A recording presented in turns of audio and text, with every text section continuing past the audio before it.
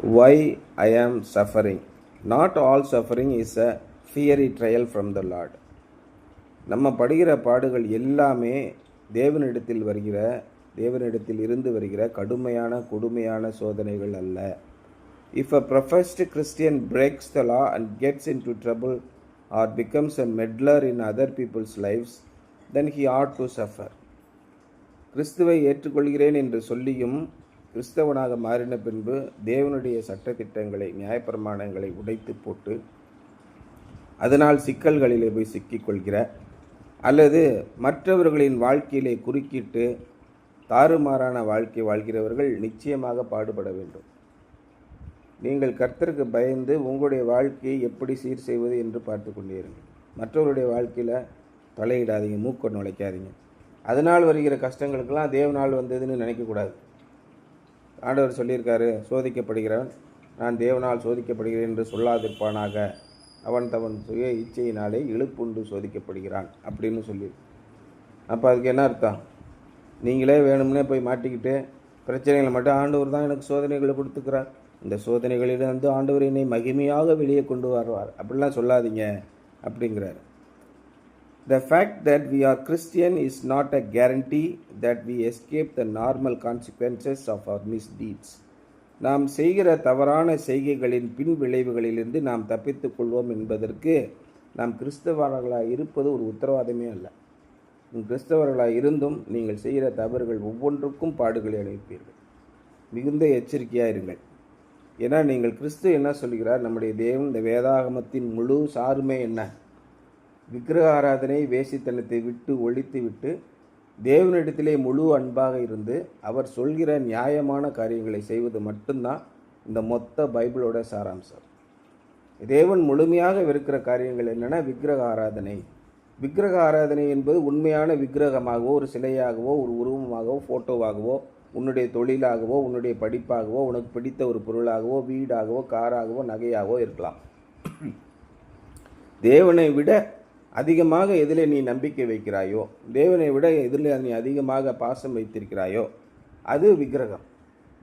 நிறைய பேர் இன்றைக்கி கிறிஸ்தவர்கள் எதிரே அவங்களுடைய நம்பிக்கை முழுவதும் அவருடைய பணத்திலே இருக்கும். அதான் இயேசு சொன்னார், முழுவதும் உன்னுடைய பணத்திலே. ஒரு இளைஞன் வந்தான், ஆண்டவரே நான் பரலோக ராஜ்யத்திற்கு செல்வதற்கு என்ன செய்ய வேண்டும் அப்படின்னு கேட்டான். அப்போ நீ நியாயப்பிரமாணத்திலே சொல்லியிருக்கிறவைகள்லாம் கடைப்பிடிப்பா, பரலோக ராஜ்யத்துக்கு போகலாம். இயேசு சிம்பிளாக பதில் சொல்கிறார், அதெல்லாம் நான் 2ஆம் கிளாஸ்லேருந்து கடைப்பிடிச்சிட்டு வரேன், வேறு ஏதாவது இருந்தால் சொல்லு. அப்போ அவன் பெருமை உள்ளவனாக இருக்கிறான் என்பதை தேவன் கண்டறிந்து என்ன சொல்கிறார்? உனக்கு உள்ள எல்லாவற்றையும் விட்டுவிட்டு நீ என்னை பின்பற்றி வா, அப்பொழுது பரலோக ராஜ்யத்துக்கு போகலாம். அவன் மிகுந்த ஆஸ்தி உள்ளவனாக இருந்தபடியால் அவன் மனது பூரா விக்கிரகம் என்ன இருந்தது? பணம் இருந்தது, அவனுடைய செல்வம். அதை நம்பி தான் அவன் இவ்வளோ பேச்சு பேசலாம். உன்னுடைய விக்கிரகத்தை விட்டு என்னிடத்திலே வாங்கினா அவனால் வர முடியல. அப்போ விக்கிரக ஆராதனை தேவனுக்கு விரோதமான கடுமையான பகை. உன்னுடைய நம்பிக்கை இறைவனை தவிர வேறு இடத்துல எங்கே இருந்தாலும், உன்னுடைய படிப்பில் இருக்கா, உன்னுடைய அழகில் இருக்கா, உன்னுடைய நாகரிகத்தில் இருக்கா, உன்னுடைய பிறப்பிலே இருக்கிறதா, உன்னுடைய குலத்திலே இருக்கிறதா? ஜாதி வெறி இன்றைக்கி கிறிஸ்தவர்களாக மாறியும் ஜாதி வெறி கொண்டவர்களாக இருப்பார்கள்.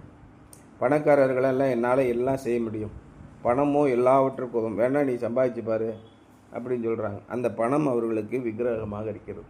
அதனால் அகந்தையான செருக்கோடு நடந்து கொள்கிறார்கள். சபையில் நான் தான் பெரியவன், அதிகாரம் என்னிடத்தில் இருக்கிறது, அந்த அதிகாரமும் விக்கிரகம்தான். இதனாலே நீங்கள் போய் தேவனிடத்திலிருந்து விலகி போனால் கட்டாயம் நீங்கள் அவதிப்படுவீர்கள். அதற்கு ஐயோ நான் கிறிஸ்தவனாக இருந்து இப்படி கஷ்டப்படுறேன்னு சொல்லக்கூடாது. The fact that we are Christian is not a guarantee that we escape the normal consequences of misdeeds. We may not be guilty of murder, though anger can be same as murder in the heart. But what about stealing or meddling? நாம் வேணால் ஒரு கொலைகாரனாக இல்லாமல் இருக்கலாம். ஒருவேளை கோபம் கொள்கிறவன் கொலைகாரனை போன்று இருக்கிறான் என்று கூட நம்ம நினைத்து கொள்கிறோம். அப்படி கோபம் கொள்ளாதவனாக கூட நீங்கள் இருக்கலாம். ஆனால் உங்களுடைய திருட்டுத்தனத்தை பற்றி, அடுத்தவர்கள் விஷயத்தில் தேவையில்லாத மூக்கு நுழைப்பதை பற்றி நீங்கள் என்ன சொல்கிறீர்கள்? அதுவும் பிரச்சனைக்குரிய காரியம்தான். When Abraham, David, Peter and other Bible greats disobeyed God, they suffered for it.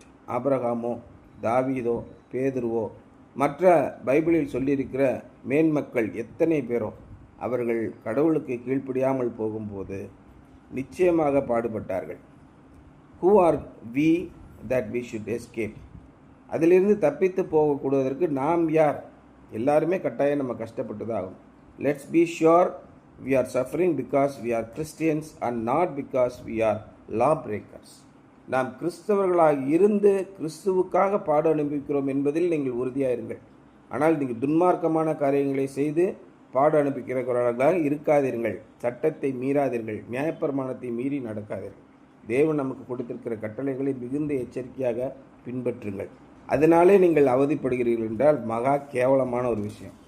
1 பேதுரு 4ஆம் அதிகாரம் எடுங்க. அதில் 15-16 வசனத்தை பார்த்தீங்கன்னா ரொம்ப தெளிவாக போட்டிருக்கு. let none of you suffer as a murderer or as a thief or as an evil doer or as a busybody in other men's matter.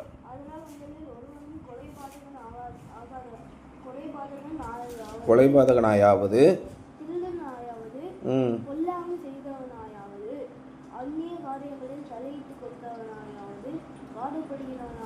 இருக்கக்கூடாது. அடுத்து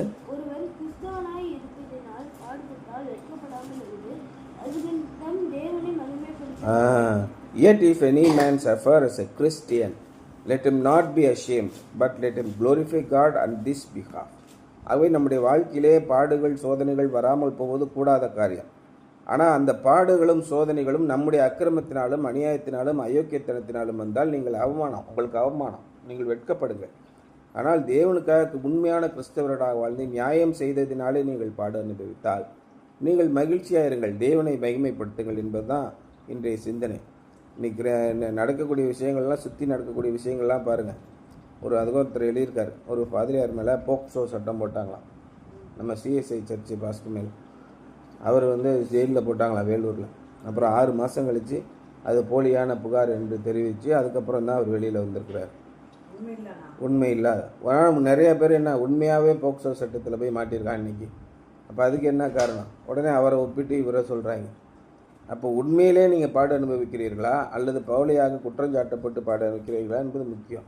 நாம் கிறிஸ்தவர்களாக இருந்து பாடு அனுபவித்தால் தேவன் நம்மோடு கூட இருக்கிறார். நீங்கள் உங்களுடைய அப்போ என்ன பண்ணணும்? நம்ம என்ன செய்கிறோம் என்பதை நாம் ஆராய்ந்து பார்க்க வேண்டும். ஒரு 10 வசனம் கண்டினியூஸாக நம்மளால் படிக்க முடியுதா? பைபிள் வசனத்தை மைண்டு டைவர்ட் ஆகிடுது, குளறுபடி ஆகுது. வசனம் நம்ம படிச்சுட்டு வரோம், அதிகாரம் 10 வசனத்துக்கு மேலே போனவுடனே குலாபலான்னு வருது. நம்முடைய சிந்தனை எங்கே இருக்க வேண்டும் என்றால் ஒரு 2-3 வசனத்தில் தான் உங்களுடைய சிந்தனை நிற்கும், அதுக்கு மேலே தாண்டி போகாது. அப்போ இன்றைக்கு நாம் பாடுபடுகிறோம் என்றால் முதலாவது நாம் ஆண்டவர் இடத்திலே போய், ஆண்டவரே நான் எங்கே குற்றம் செய்தேன் என்று உங்களை நீங்கள் ஆராய்ந்து பாருங்கள். நான் என்ன தவறு செய்திருக்கிறேன் எனக்கு உணர்த்தும், நான் செய்கிற தவறை தயவு செய்து மன்னியுங்கள் ஆண்டவரே, என்னை மீட்டு கொண்டு வாரும்னு கேளுங்க. ஆண்டவர் இடத்திலே உங்களை தாழ்த்தும் போது உங்களுக்கு உணர்த்துவார் என்னென்ன காரியங்களை நீ செய்திருக்கிறாய். ரைட், ஓகே ஆண்டவரே, அதை எனக்கு தயவு செய்து மன்னிச்சுக்கோங்க, அடுத்த இடத்துக்கு வாங்க, அப்படி நாம் போகணும். அப்படி போகும்போது நிச்சயமாக தேவன் உங்களுக்கு உதவி செய்வார். சரியா? Action assignment today: sing or read the song what a fellowship what a joy divine அப்படின்னு ஒரு பாட்டு இருக்குது. அந்த பாட்டை பாடுங்க அல்லது படித்தாவது பாருங்கள். Or sing another song of your joy that expresses your joy. உங்களுடைய மன மகிழ்ச்சியை வெளிப்படுத்தக்கூடிய இன்னொரு பாடலை பாடுங்க. இன்னைக்கு காலையில் தான் பாடிக்கிட்டு இருந்தேன். எண்ணில் அடங்கா ஸ்தோத்திரம் தேவா என்றென்றும் நான் பாடுவேன், இந்நாள் வரை என் வாழ்விலே நீ செய்த நன்மைக்கே. எண்ணில் அடங்கா ஸ்தோத்திரம் தேவா என்றென்றும் நான் பாடுவேன். நம்முடைய வாழ்க்கையிலே தேவன் செய்திருக்கிற ஒவ்வொரு காரியங்களும் நினைத்து பார்த்தீர்கள் என்றால் எத்தனையோ ஆபத்துக்கள். ஏன் அந்த பாடலை நான் இன்னைக்கு காலையில் பாடினேன்னா, எனக்கு வாழ்க்கையில் இந்த கஷ்டம் இருக்குது, எனக்கு வாழ்க்கையில் இந்த கஷ்டம் இருக்குது நம்ம நினைக்கிறோம். நம்ம கொஞ்சம் இது வந்தால் நல்லா இருந்திருக்குமே, கிடைக்கலன்னு. ஆனால் கண்ணுக்கு தெரியாமல் தேவன் அநேக சுகத்தை நமக்கு தந்திருக்கிறார். அநேக விபத்துக்களிலிருந்து தேவன் நமக்கு ஏற்படாமல் பாதுகாத்து வந்திருக்கிறார். நாம் நினையாத பல காரியங்களை ஆட்டோமேட்டிக்காக தேவன் நமக்கு கொடுத்து வந்திருக்கிறார். இவற்றையெல்லாம் நீங்கள் யோசித்து பார்த்தால் நம்முடைய வாழ்க்கையிலே நாம் வாழ்ந்திருக்க இத்தனை வயதிலே நிறைய பேருக்கு இத்தனை பாக்கியங்கள் சிலாக்கியங்கள் கிடைக்கவே இல்லை. ஒவ்வொரு குடும்பத்தையும் நீங்கள் பார்த்தீங்கன்னா நோய்களிலே சிக்கிக்கொண்டு குடும்பமே போய் ஆஸ்பத்திரியில் உட்காந்துருக்காங்க. தொழிலுக்கு போக முடியல, சம்பாதிக்க முடியல, வாழ்க்கையில் எந்த பிடிமானமும் இல்லை, செலவுக்கு காசு இல்லை, சாப்பாடு சமைச்சு கொடுக்குறக்கு ஆள் இல்லை, எல்லாரும் பதறி தவித்து மருத்துவமனையிலே இருக்கிறார்கள். குடும்ப தலைவருக்கு உடல் முடியாமல் போயிட்டு என்றைக்கு வேணால் இறந்து போகலாம். இக்கட்டான சூழ்நிலை இருக்கிறார். இதெல்லாம் நினைத்து பாருங்கள். பேரழிவிலிருந்து தேவன் நம்மளை காப்பாற்றிருக்கிறார். ஆனால் நம்ம என்ன சொல்கிறோம், பணம் கொஞ்சம் கஷ்டமாக இருக்குது, இன்னொரு 2 கோடி ரூபா இருந்துச்சுன்னா நல்லாயிருக்கும் அப்படி நம்ம நினச்சிக்கிட்டு இருக்கோம். நமக்கு இந்த கார் ஒரு பழைய காராக இருக்குது, ஒரு புதுசாக லம்பார்கினி, BMW, ஆடி இது மாதிரி கார் இருந்தால் நல்லாயிருக்கும். ஆண்டவர் ஆசீர்வதிக்கவே மாட்டேங்கிறார். இப்படி நம்ம யோசிச்சுக்கிட்டு இருக்கோம். நம்முடைய மன சிந்தனைகளை பாருங்கள். நம்ம சின்ன சின்ன கஷ்டங்கள் நமக்கு என்னென்னா, ஒரு 5000 ரூபா தான் நல்லாயிருக்கும், வெறும் 2000 ரூபா தான் இருக்குது, ஆண்டவர் ஏன் தான் இப்படி சோதிக்கிறாரோ தெரில, இப்படி நம்ம யோசிச்சுக்கிட்டு இருக்கோம். ஆனால் தேவன் நம்மளை எப்பேற்பட்ட அதிசயங்களினாலும் பாதுகாப்பினாலும் நம்மளை காத்து வந்திருக்கிறார். இதெல்லாம் நினைக்கும் போது இந்த பாட்டை பாடுங்க. எண்ணில் அடங்கா ஸ்தோத்திரம் தேவா என்றென்றும் நான் பாடுவேன். இதான் இந்த சிந்தனை. யோசிச்சு பாருங்கள் ஒவ்வொரு நேரமும்.